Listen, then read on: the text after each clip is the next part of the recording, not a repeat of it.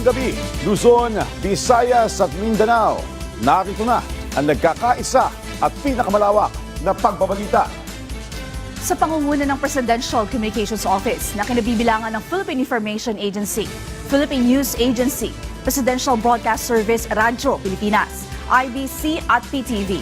Mula sa PTV, ako po si Sheila Salaysay. Ihahatid namin ang mga komprehensibo at mahalagang balita mula sa iba't ibang bahagi ng bansa. Mula sa PTV, ako po si Josh Garcia. Ito ang Balitang Pambansa. Ngayong gabi sa Balitang Pambansa, mahigit 300 milyon dolyar na US aid para sa modernisasyon ng Armed Forces of the Philippines tuloy ayon sa Malacanang at Embahada. Malacanang, isa-isang sinagot ang mga patutsada ni dating Pangulong Rodrigo Duterte.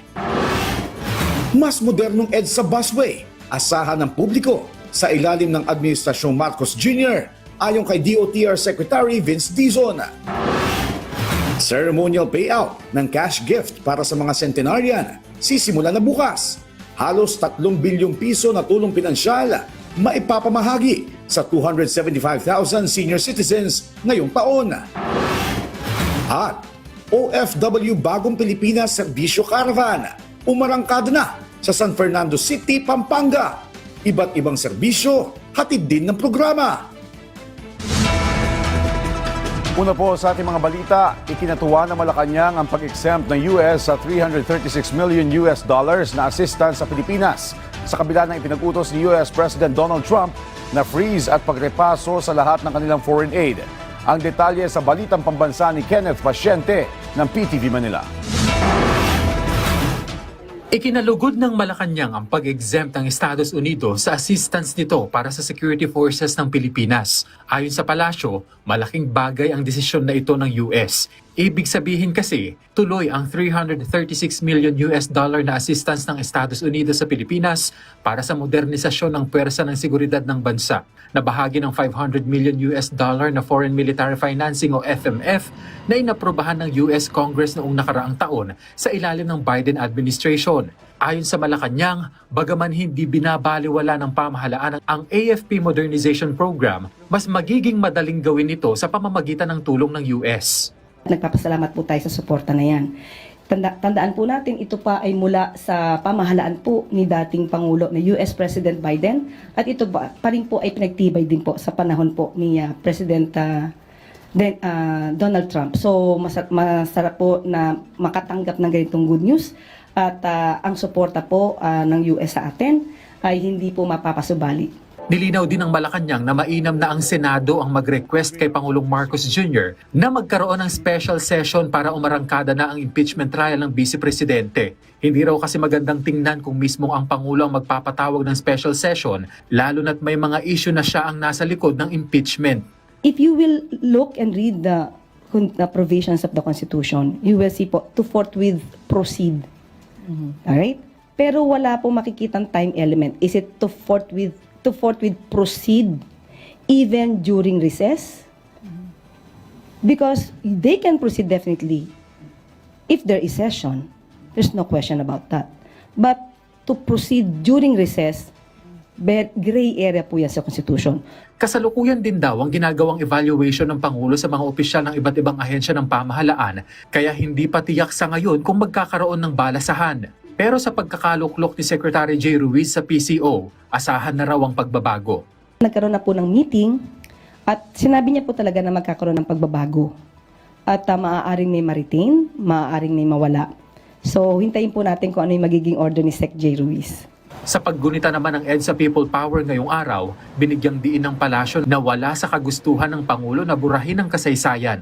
Dahil kahit naman daw special working day ang araw na ito, wala sa direktiba ng punong ehekutibo na pigilin ang sinuman na gunitain ang EDSA Revolution, at hindi rin pinipigilan ng sinuman na makibahagi sa mga aktibidad tungkol dito. If there is the intention to erase the memories of EDSA People Power, ibang klaseng pamamaraan ang gagawin. As a matter of fact, we declared it as a special working day But it is considered just a regular working day. But what's the purpose of a special working day? It's to encourage people to join any event kung kanilang kailangang i-commemorate ang isang affair. Mula PTV Manila, Kenneth Pasyente, Balitang Pambansa. Bumuwelta ang Malacanang sa patutsada ni dating Pangulong Rodrigo Duterte kay Pangulong Ferdinand R. Marcos Jr. kaugnay sa pagbebenta ng gold reserves. Ang detalye sa Balitang Pambansa ni Clazel Pardilla ng PTV Manila. Mariing pinabulaanan ng Malacanang ang bintang ni dating Pangulong Rodrigo Duterte ng pagnanakaw at pagbibenta umano ng pamilya ni Pangulong Ferdinand R. Marcos Jr. ng gold reserves o ginto na siyang dahilan ng paghina ng piso kontra dolyar. Ayon sa BSP, ang pagbebenta ng gold is just a regular activity. How? Why? To pump up the economy. Even at the time of former President Duterte, trabaho na ito ng BSP. Hindi niya ba alam iyon? No? Solely managed by the BSP. So paano magkakaroon dito ng hand or pakikialam ang Pangulo? Ayon sa Bangko Sentral ng Pilipinas, mahigpit na pinangangasiwaan ng ahensya ang gross international reserves ng bansa, kabilang ang reserbang ginto. Layo nitong mapanatili ang katatagan at kakayahan sa pagpalit ng piso sa pandaigdigang merkado. Ang pondo, eksklusibong ginagamit para matugunan ang foreign exchange requirements ng bansa. Bumibilian niya ng ginto at ibinibenta ito ng BSP kapag mataas ang presyo. Sabi ng BSP, napupunta ang kita sa GIR mula sa $103.8 billion noong 2023. Tumaas ang GIR ng bansa sa $106.3 billion na karaang taon. Kaya buwelta ng Malacanang sa aligasyon ni Duterte. Joke daw ba ito o pangakong napako? Gaya ng sinabi ni Duterte na sasakay ng jet ski patungo ng Spratly Islands para itanim ang watawat ng Pilipinas at ipaglaban ang karapatan ng bansa sa West Philippine Sea. Anong proof niya? Again, as a lawyer. He is a lawyer. He became a fiscal. Alam niya kung paano magkuha ng ebidensya, no? To get the truth. Bakit sa kanya? Parang wala siyang ebidensya. Laging paintriga. All we want here is evidence. Ipakita niya kung si PBBM o ang Pangulo ang nag-utos para magbenta ng gold reserves. Pero ang sabi nga po nila, mas tumaas pa po ang GIR natin to $106.3 billion. So ibig sabihin, hindi tayo, wala tayong problema sa gold reserves natin. So that's fake news. Mula sa PTV Manila, Clazel Pardilla, Balitang Pambansa. Sisimulan na bukas ang pamamahagi ng nationwide cash gift sa mga senior citizens sa ilalim ng Expanded Centenarian Law. Sa panayam ng Radyo Pilipinas, sinabi ni National Commission of Senior Citizens Officer in Charge, Mary Jean Loreche, na 10,000 piso ang cash gift na matatanggap ng mga senior citizen na nasa edad 80, 85, 90, 95 at 100. Paglilinaw ni Loreche, ang pondo na inilaan sa komisyon ay para sa 275,000 na benepisyaryo ngayong taon. Magsisimula niya ang first payout bukas hanggang March 15, habang ang mga benepisyaryo noong March 17, 2024 hanggang December 31, 2024 naman ay mapupunta sa waitlist. Hinihikayat ng NCSC ang senior citizens na pumunta sa mga Office of the Senior Citizens Affairs para magabayan sila sa mga proseso at requirements. Gaganapin ang ceremonial inauguration ng batas bukas sa Malacanang na pangungunahan ni Pangulong Ferdinand R. Marcos Jr.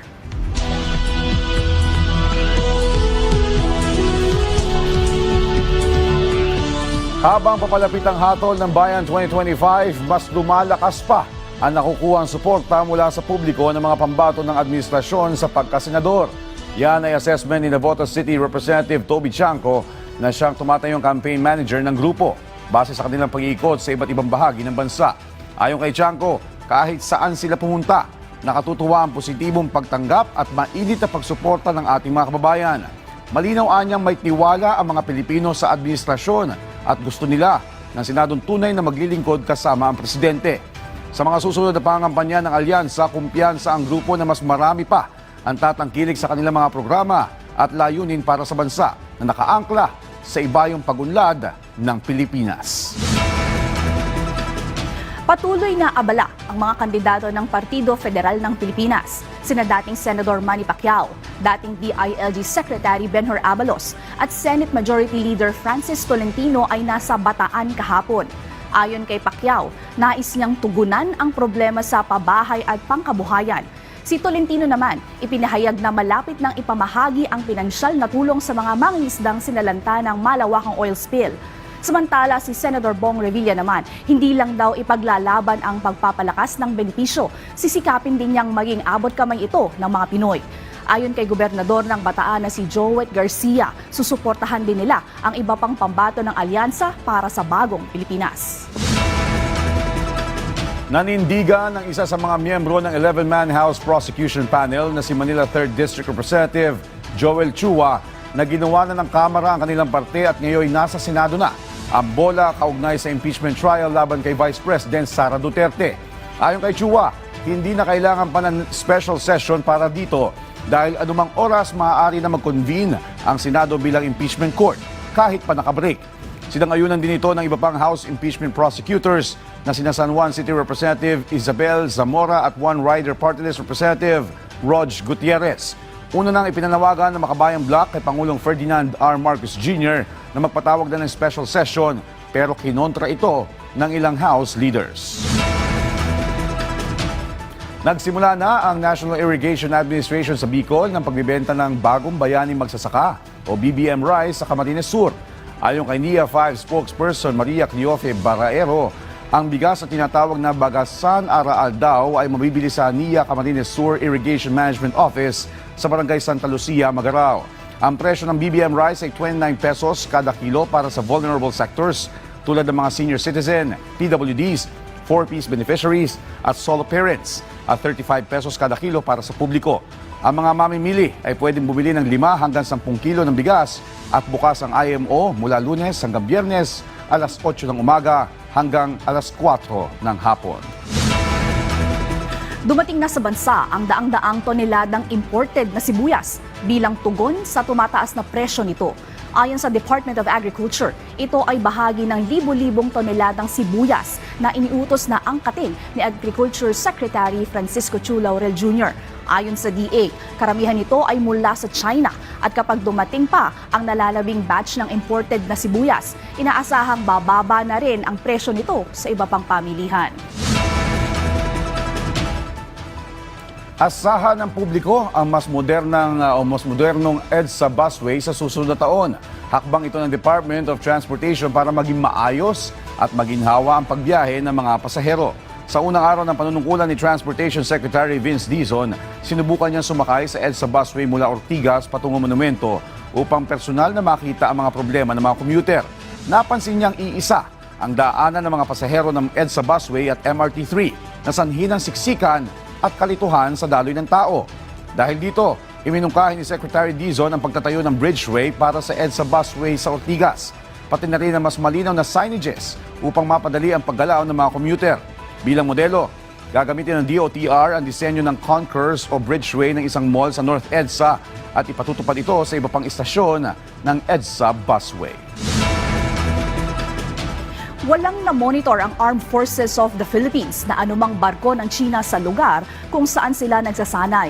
3 magkakasunod na linggo na may joint maritime activity sa West Philippine Sea kung saan ang pinakahuli ay ang Maritime Cooperative Activity sa pagitan ng Armed Forces of the Philippines at French Navy noong Biyernes. Kasama sa naglayag ang aircraft carrier na Prancia de Charles de Gaulle habang lumipad din sa himpapawid ng West Philippine Sea ang kanilang Rafale multi-role fighter jets. Asahan naman ang mas marami pang multilateral sail katuwang iba pang bansa kung saan napansin ng AFP na nababawasan ang panghihimasok ng mga barko ng Philippine Navy ng China tuwing may ganitong mga aktibidad. May natitira pang mahigit 11,000 dayuhan sa Pilipinas ang tinutugis ng Bureau of Immigration at iba pang ahensya ng gobyerno na dati nagtatrabaho sa Pogo pero ngayon ay illegal aliens na. Ayon kay Immigration Spokesperson Dana Sandoval, nasa mahigit 500 na ang nahuli nila at mahigit 200 ang napadeport at automaticong blacklisted na sa Pilipinas. Umarangkada na ang OFW Bagong Pilipinas Serbisyo Caravan sa San Fernando City, Pampanga. Iba't ibang trabaho sa bansang Japan, Taiwan at ilang bansa sa Europa ang alok ng nasa 20 accredited Philippine recruitment agencies na nakiisa sa caravan. Layo nito na ipaabot ang mga programa at serbisyo ng Department of Migrant Workers o DMW sa mga overseas Filipino workers at sa kanilang pamilya sa Region 3. Ito ay alinsunod sa direktiba ni Pangulong Ferdinand R. Marcos Jr. na protektahan ang kapakanan at karapatan ng mga OFW. Ilan sa mga serbisyong hatid ng ahensya ang Pre-Employment, Welfare and Legal Assistance at Reintegration Program. Nakiisa rin sa programa ang ilang ahensya at kagawaran ng gobyerno, kabilang na ang Department of Foreign Affairs, National Bureau of Investigation at Overseas Filipino Bank. Iniimbestigahan na ng Presidential Anti-Organized Crime Commission o PAOC ang Facebook pages na nagbebenta umano ng mga gamit na galing sa mga ni-raid na Pogo Hub sa bansa. Ayon sa PAOC, walang problema kung nagmula ang mga binibentang gamit sa isang Pogo na walang problema sa batas, pero ibang usapan kung mula ang mga ito sa mga Pogo Hub na may kinakaharap na kaso. Nilinaw din ni PAOC spokesperson Director Winston Casio na kahit ang luxury cars mula sa mga na-raid na Pogo Hub ay hindi rin pwedeng ibenta dahil pagmamayari na ito ng gobyerno na kalaunan na isinasama sa mga public auction. Sa ngayon, ayon sa PAOC, nasa 134 na luxury vehicle ang nasa kanilang kustudiya mula sa mga ni-raid na iligal na Pogo sa bansa. Patuloy ang paglago ng industriya ng mga pagkaing halal na umabot na sa 7.9 billion pesos ang revenue sales o kita mula sa mga export at lokal na benta. Kabilang ito sa ibinahagi ng Department of Trade and Industry sa kanilang panayam sa programang Bagong Pilipinas ngayon. Ayon kay Alim Sidik Gyapal, Program Manager, Industry Development and Investment Promotions Group ng DTI, kasama sa mga patok na produkto ang mga pagkain, cosmetics at pharmaceutical products. Kasama ang mga ito sa Halal Showcase and Forum na isang programa para itaguyod ang halal-friendly Philippines. Gayon din ang promotion ng mga lokal na produkto sa mga bansang tulad ng Saudi Arabia, Malaysia at iba pang mga pamilihan sa Asia at Gitnang Silangan. Sa kasalukuyan, nananatiling aktibo ang bansa sa paglahok sa mga regional at international expo. Dagdag pa ni Gyapal, malaking tulong ang suporta ni Pangulong Ferdinand R. Marcos Jr. sa nasabing industriya para higit pang mapalawak ang maabot na mga produktong halal sa buong mundo at iba pang merkado. Every product na ating ini-export, every product na natutulungan natin or every investment na na-generate natin, it is always about the benefit that it would give sa ating mga magsasaka, sa ating mga farmers. It is also about the benefit that we give to our entrepreneurs at lalong-lalo na po sa ating mga magagawa. So, mission accomplished to generate more jobs and more investment sa halal sector. Napapakinabangan na po ng mga taga-Norte ang 3 specialty centers sa Cagayan Valley Medical Center. Ang detalye sa Balitang Pambansa ni Dina Villacampa ng Radyo Pilipinas, Tugigaraw. Malaking tulong para kay Ate Melba ang pagkakaroon ng cancer center sa Cagayan Valley. Bukod sa hindi na kailangang bumiyahe ng mahaba, libre pa ang pagpapagamot niya sa sakit na ovarian cancer. Lahat libre naman po. Pinagpasasiyahan lang namin ang magpila-pila, ganun po, para gumaling naman po ang kanyang sakit. Isa lamang si Ate Melba sa mahigit 100 pasyente na araw-araw na sineserbisyohan ng Cagayan Valley Medical Center simula nang buksan ang cancer center. Sa ngayon, 3 na sa 14 na specialty centers sa naturang ospital ang operational na. At habang hindi pa nagbubukas ang iba pang pasilidad sa CVMC, patuloy ang training ng kanilang mga staff. Laking kagalakan po namin dito sa Cagayan Valley Medical Center dahil kami po ay recipient ng 14 po na specialty centers. Natapos na po ang ating cancer center at full operational na. Ganun din po yung infectious disease and tropical medicine. Bagamat hindi pa naipatatayo ang iba pang specialty center, tiniyak ng CVMC na tutugunan nila ang mga pangangailangang medical ng mga pasyente. gaya ng heart and vascular services. Ang pagtatayo ng mga specialty centers sa mga lalawigan ay isa sa mga katuparan ng pangarap ni Pangulong Ferdinand R. Marcos Jr. na mabigyan ng maayos at magandang serbisyong medikal ang mga Pilipino. Mula sa Radyo Pilipinas Tugigaraw, Dina Tudao Villacampa, Balitang Pambansa. Tagumpay ang unang implementasyon ng Tara Basa Tutoring Program sa General Santos City. Noong 2024, ang detalye sa Balitang Pambansa ni Stephen Patron ng PIA SOC Sergeant.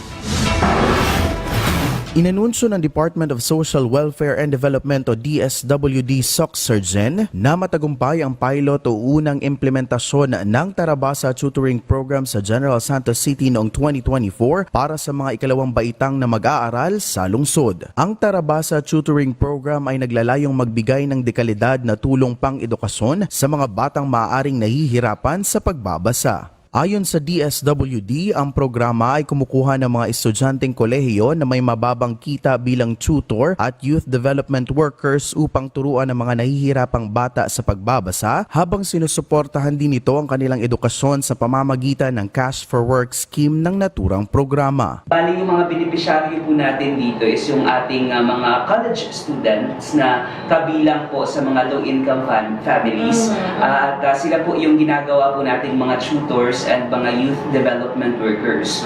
Dagdag pa ni Dumdum, ang inisyatiba ay naglalayong palakasin ang literasiya at suportahan ng mga pamilyang mababa ang kita at may mga anak na nakakaranas ng kahirapan sa pagbabasa at pag-aaral. Dahil sa tagumpay ng nasabing programa sa General Santos, ang Tarabasa Tutoring Program ay ilulunsad din sa iba pang bayan ng South Cotabato, Sultan Kudarat, Sarangani at Cotabato Province sa Rehiyon 12. Mula sa Philippine Information Agency SOC Sergeant Stephen Patron, Balitang Pambansa. Nagpaabot na mensahe si Education Secretary Sani Angara sa pagbubukas ng 2025 Cordillera Administrative Region Athletic Association Meet. Ang detalye sa Balitang Pambansa ni Reggie Cawis ng PIA Cordillera. Binigyang diin ni Education Secretary Sani Angara sa mga atleta ang kahalagahan ng pagpupursigi at sportsmanship. Sa kanyang mensahe sa pagbubukas ng 2025 Cordillera Administrative Region Athletic Association Meet, sinabi ng kalihim na ang sports meet ay hindi lamang patungkol sa mapapanalo ng mga medalya, kundi sa pagharap sa mga hamon at pagpapakita ng tapang na may disiplina at integridad. Ito ay tungkol sa araw-araw nating katapangan na harapin ang hamon ng buhay. It is about facing the challenges, facing up to the challenges. It's about stepping onto the playing field with confidence. The real victory is having the courage to give it your all. Kaya tandaan po natin, showing up is half the battle. Hinamon din ng opisyal ang mga manlalaro na mapatunayan ang kanilang tapang at galing sa iba't ibang sports. For those who will qualify for the Palarong Pambansa, I'll see you in Ilocos Norte. And for those who do not qualify, remember this. Champions are made in the way they rise after every fall. That's what it means to be a fearless Highlander. Patunayan ninyo sa lahat, the Cordillerans do not just compete. You climb and you conquer. Hinikayat nito ang mga atleta na subukan ang ibang sports gaya ng pole vaulting at weightlifting. Ngayong taon ay muling isasama ang weightlifting sa Palarong Pambansa na gaganapin sa Ilocos Norte sa darating na Mayo. Mula sa PIA Cordillera, Reggie Cawis, Balitang Pambansa. Tinututukan ng Bureau of Fisheries and Aquatic Resources Caraga ang pagtulong sa mga mangingisda sa Agusan del Norte at Surigao del Norte. Ang detalye sa Balitang Pambansa ni Mariesh Celedenia ng Philippine Information Agency, Caraga. Ang mga mangingisda mula sa 11 bayan sa probinsya ng Agusan del Norte at Surigao del Norte ay magkakaroon ng diversified income at sustainable livelihood bilang benepisyaryo sa proyektong Philippine Fisheries and Coastal Resiliency Project o Fish Corps ng Bureau of Fisheries and Aquatic Resources o BIFAR Caraga. Sa tulong ng Fish Corps ay mapapaunlad ang mga polisiya sa pangingisda, makakapagpagawa ng infrastruktura at pasilidad para sa pangisdaan, pagbibigay ng mga livelihood projects sa mga mangingisda at iba pa. Ayon kay Reynald Jimena, Assistant Technical Coordinator ng BIFAR Caraga, sa kasalukuyan ay patuloy ang kanilang pagproseso para sa Milkfish o Bangus Production Livelihood Project sa bayan ng Buenavista, Nasipit, Magallanes, Cabadbaran at Tubay sa Agusan del Norte. Nagpasalamat naman si Isagani Indensya, Fisheries Coordinator ng LGU Magallanes, dahil sa tulong ng Fish Corps ay magkakaroon na ng alternatibong pangkabuhayan ang mga mangingisda kapag hindi fish season sa kanilang lugar. Kung mag-close season, siyempre, mawadam sila panginabuyan. Dako siyang epekto kung mag-isuot ka o kining alternative ito nila nga income. Ang proyektong Fish Corps ng BIFAR ay ipapatupad sa loob ng 7 taon at inaasahan ng mga benepisyaryong LGU na magpapalakas ito sa fishing industry sa rehiyon Caraga. Marish Saladanya ng Philippine Information Agency Caraga para sa Balitang Pambansa. At dyan po nagtatapos ang 30 minutong ulat sa bawat sulok ng bansa. Samahan niyo kami muli mamayang alas 9:30 ng gabi para sa updated at pinalakas pang balitaan. Mula sa PTV, ako po si Josh Garcia. Ito ang pinalawak na puwersa sa pangunguna ng Presidential Communications Office, kabilang ang Philippine Information Agency, Philippine News Agency, Presidential Broadcast Service Radyo Pilipinas, IBC at PTV. Mula sa PTV, ako naman po si Sheila Salaysay. Hatid sa inyo ang komprehensibong paghimay sa mahalagang usapin dito lang sa Balitang Pambansa.